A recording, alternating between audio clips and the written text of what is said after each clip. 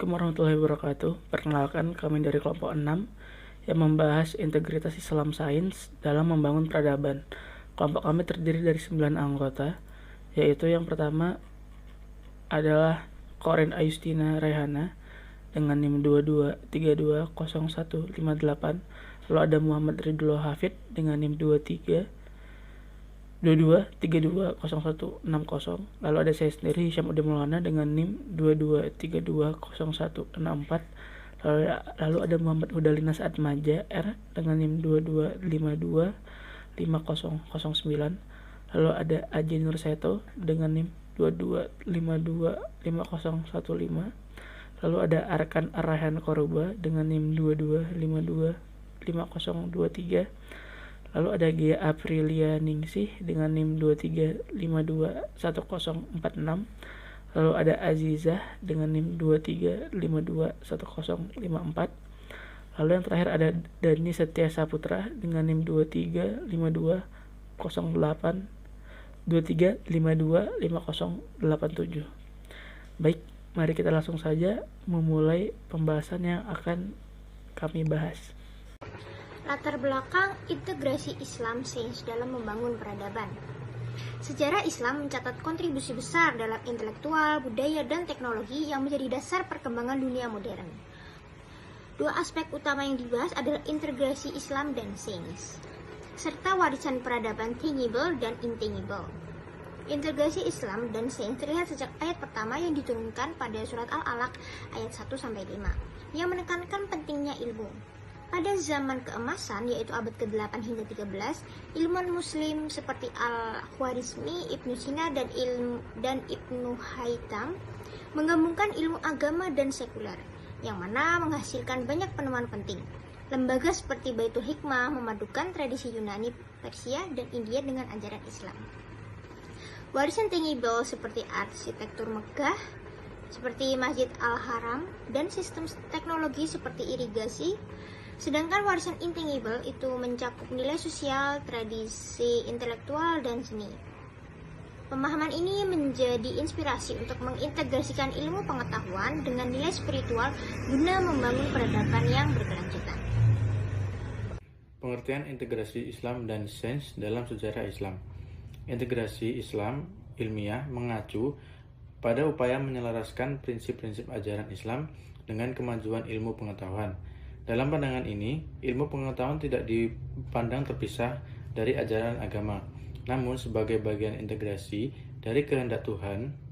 Konsep ini berakar pada keyakinan bahwa segala ilmu yang hakiki berasal dari Allah, sehingga baik ilmu agama maupun ilmu pengetahuan alam harus dihormatin dan diintegrasikan ke dalam kerangka epistemologi Islam. Hal ini menciptakan paradigma yang memposisikan ilmu pengetahuan sebagai bagian dari sistem kehidupan Islam yang komprehensif. Dalam sejarah Islam, khususnya pada masa keemasan Islam, integrasi ini merupakan kunci kemajuan peradaban. Ilmuwan Islam seperti Al-Farabi, Ibnu Sina, dan Al-Khwarizmi memadukan ilmu empiris dengan nilai-nilai Islam dan memberikan kontribusi penting dalam bidang matematika, astronomi, kedokteran, dan filsafat. Namun di zaman modern ini, akibat pengaruh kolonialisme, seringkali terjadi pemisah antara Islam dan Sains. Oleh karena itu, diperlukan upaya untuk memulihkan integrasi tersebut melalui pendekatan pedagogi dan epistemologi yang komprehensif. Baik, di sini saya akan menjelaskan kontribusi ilmuwan muslim dalam sejarah. Sejarah mencatat bahwa ilmuwan muslim memainkan peran yang penting dalam perkembangan ilmu pengetahuan dan teknologi selama masa keemasan Islam. Nah, masa keemasan Islam itu ada di abad ke-8 hingga ke-13. Mereka itu tidak hanya mengembangkan ilmu pengetahuan yang diwarisi dari peradaban Yunani, Persia, ataupun India, tetapi juga menciptakan berbagai inovasi yang menjadi dasar bagi kemajuan ilmu pengetahuan modern. Berikut adalah beberapa kontribusi signifikan para ilmuwan muslim. Nah, yang pertama itu ada matematika dan astronomi, yang kedua itu ada kedokteran, ketiga ada kimia, keempat ada geografi dan kartografi. Pada sinergi Islam dan Sains, Al-Quran memerintahkan agar manusia mencari, menemukan, dan mempelajari ilmu, yang mana perintah Al-Quran tersebut dapat dilihat dari dua pandang sudut. Yang pertama, Al-Quran memerintahkan agar manusia menggunakan akal sebagaimana firman Allah SWT dalam Quran Surat Ali Imran ayat 190, yang artinya, sesungguhnya dalam penciptaan langit dan bumi dan silih berganti malam dan siang, terdapat tanda-tanda bagi orang yang berakal. Yang kedua, Al-Quran memerintahkan manusia agar meneliti alam semesta. Al-Quran menyuruh manusia untuk meneliti alam semesta agar mengetahui tanda-tanda kekuasaan Allah dan rahasia Allah yang terkandung di dalamnya. Sebagaimana firman Allah pada surat Al-Yunus ayat 101, yang artinya, perhatikan apa yang ada di langit dan di bumi. Tidaklah bermanfaat tanda kekuasaan Allah dan Rasul-Rasul yang memberi peringatan bagi orang yang tidak beriman. Bismillahirrahmanirrahim. Assalamualaikum warahmatullahi wabarakatuh. Dengan saya Aji Ruseto dengan NIM 2252515, dan saya akan menjelaskan tentang peradaban tangible. Peradaban tangible sendiri merupakan peradaban fisik atau peradaban yang bisa dilihat oleh kontak mata atau bisa disentuh secara fisik. Contoh peradaban tangible yaitu dalam peradaban Islam adalah arsitektur, yaitu bisa berupa masjid atau istana.